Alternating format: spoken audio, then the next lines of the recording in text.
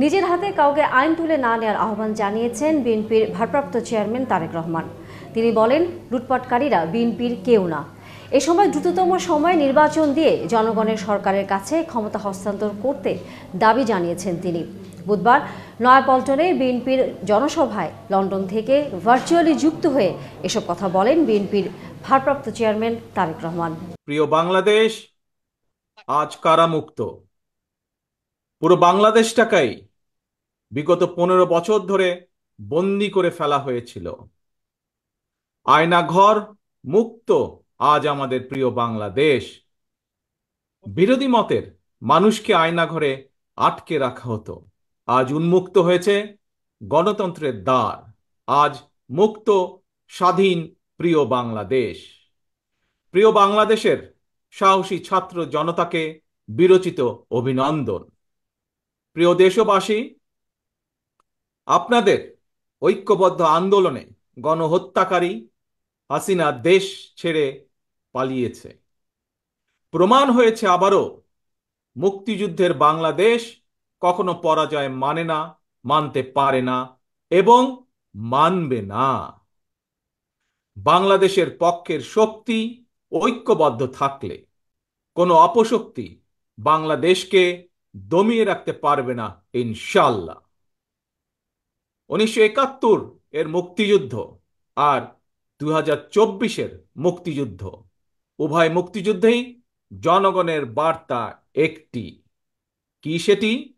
সেই বার্তা হলো, শর্ত দিয়ে স্বাধীনতা হয় না।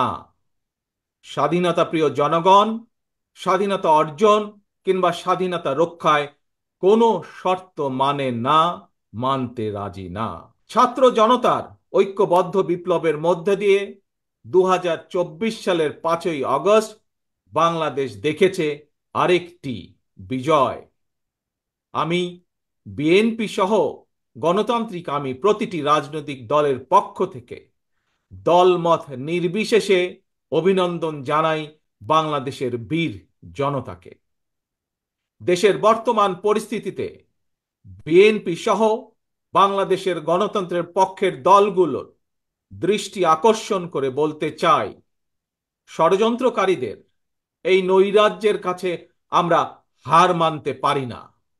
আমি বিশেষ করে এই মুহূর্তে দেশের সবচেয়ে বড় এবং জনপ্রিয় রাজনৈতিক দল হিসাবে সারা দেশে বিএনপির সর্বস্তরের নেতাকর্মীর প্রতি আহ্বান রেখে বলতে চাই, আপনারা যিনি যেখানে বসবাস করেন সেখানে আপনার বন্ধু কিংবা পাড়া প্রতিবেশী, তিনি মুসলমান, বৌদ্ধ, হিন্দু, খ্রিস্টান, ধর্মীয় পরিচয় যাই হোক না কেন, বিশ্বাস যাই হোক না কেন, তার নিরাপত্তায় আপনি ঢাল হিসাবে দাঁড়িয়ে দৃষ্টান্ত স্থাপন করুন।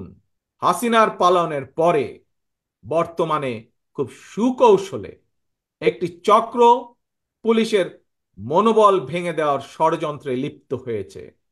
পুলিশকে অকার্যকর করে দেওয়া গেলে দেশকে অস্থিতিশীল করা সহজ।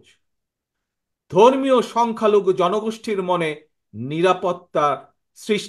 নিরাপত্তাহীনতা সৃষ্টি করা সহজ। অস্থিতিশীলকারীদের আমি হুঁশিয়ার করে দিয়ে বলতে চাই, পুলিশ কিংবা ধর্মীয় সংখ্যালঘু জনগোষ্ঠী আজ থেকে, এই মুহূর্ত থেকে হামলা কিংবা নৈরাজ্য বন্ধ করুন। এমনকি কেউ বিএনপির নাম ব্যবহার করে কোনো অপকর্ম করতে চাইলে তাকে ধরে আইনে হাতে তুলে দিন। কোনো পুলিশের বিরুদ্ধে কোনো সুনির্দিষ্ট অভিযোগ থাকলে সংশ্লিষ্ট কর্তৃপক্ষের কাছে যথা নিয়মে অভিযোগ দায়ের করুন। দেশবাসীর প্রতি আমার বিনীত আহ্বান, কেউ দয়া করে নিজের হাতে আইন তুলে নেবেন না। প্রতিহিংসা, প্রতিশোধে লিপ্ত হবেন না দয়া করে। বিচারের ভার নিজ হাতে দয়া করে তুলে নেবেন না। কেবল দৃষ্টান্ত অনুসরণ নয়, নিজেই দায়িত্বশীলতা এবং মানবাধিকার দৃষ্টান্ত স্থাপন করুন। প্রিয় ভাই বোনেরা, অতীত সমালোচনা কিংবা নৈরাজ্যের বদলে নৈরাজ্য কোনো সমাধান হতে পারে না, বরং বিশ্বের সঙ্গে তাল মিলিয়ে আমাদেরকে এগিয়ে যেতে হবে। শাসন প্রশাসনকে সময়োপযোগী করে গড়ে তোলা এখন সবচাইতে গুরুত্বপূর্ণ সময়ের দাবি। জ্ঞানভিত্তিক রাষ্ট্র সমাজ নির্মাণের লক্ষ্যে নিয়োগ কিংবা প্রমোশনে মেধার সর্বোচ্চ অগ্রাধিকার থাকতে হবে। দেশকে আমদানি নির্ভর কিংবা বৈদেশিক নির্ভরতা থেকে বের করে আনতে হবে আমাদেরকে। দেশীয় উৎপাদন এবং উৎপাদনের প্রযুক্তিত নির্ভরতা বাড়াতে হবে। দেশে কর্মসংস্থান তৈরি করে বেকার সমস্যার সমাধান দ্রুতই চেষ্টা করতে হবে সমাধান করার জন্য। গার্মেন্টস, শ্রম, ঔষধ, আউটসোর্সিং সহ সম্ভাবনায় খাতগুলোকে নিয়ে রফতানির বাজারের আওতা আমাদেরকে যে কোনো মূল্যে বাড়াতে হবে। রাজনৈতিক এবং রাষ্ট্র পরিচালনায় গুণগত পরিবর্তন আনতে না পারলে আমাদের আজকের এই বিপ্লব কাঙ্ক্ষিত ফল মিলবে না। প্রিয় ভাই বোনেরা, 12.5 কোটি ভোটারের অধিকার কেড়ে নিয়েছিল স্বৈরাচার। গত 15-16 বছর ধরে জনগণের উপরে স্বৈরা শাসন চাপিয়ে দিয়েছিল। স্বৈরাচার গণহত্যাকারী হাসিনার পতনের মধ্যে দিয়ে হাজারো শহীদের রক্ত রঞ্জিত বিপ্লবের প্রথম ধাপ সফল হয়েছে মাত্র। ছাত্র জনতার এই রক্ত ঝরা বিপ্লবের চূড়ান্ত লক্ষ্য একটি বৈষম্যহীন গণতান্ত্রিক বাংলাদেশ। তাই বিপ্লবের লক্ষ্য বাস্তবায়নে দ্রুততম সময়ের মধ্যে জাতীয় নির্বাচন অনুষ্ঠান করতে হবে। দ্রুততম সময়ের মধ্যে জনগণের ভোটে নির্বাচিত প্রতিনিধিদের কাছে ক্ষমতা হস্তান্তর করতে হবে।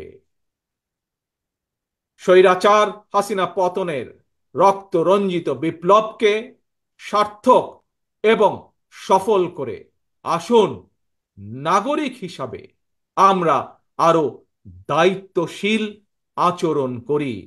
বিভেদ, বিরোধ, হিংসা, প্রতিহিংসা নয়।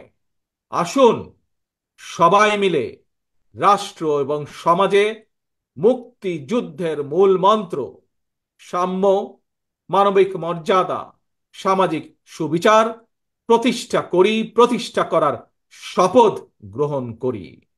নতুন প্রজন্মের জন্য একটি দুর্নীতিমুক্ত এবং জবাবদিহিমূলক একটি নিরাপদ গণতান্ত্রিক বাংলাদেশ আমরা গড়ে তোলার সর্বোচ্চ চেষ্টা করি।